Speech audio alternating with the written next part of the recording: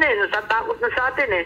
Sinasabi na ng Singapore, ayan, Singapore at Malaysia, claimant din ng Malaysia, Indonesia, claimant din. Sinasabi na ng ni President, si Prime Minister Anwar, Ibrahim ng Malaysia, pati yung Prime Minister sa Singapore, lahat nagsasabi na, "Uy, Pilipinas, sigurado pa, are you sure? Are you sure gusto ninyo magkagera sa sarili ninyong lupa?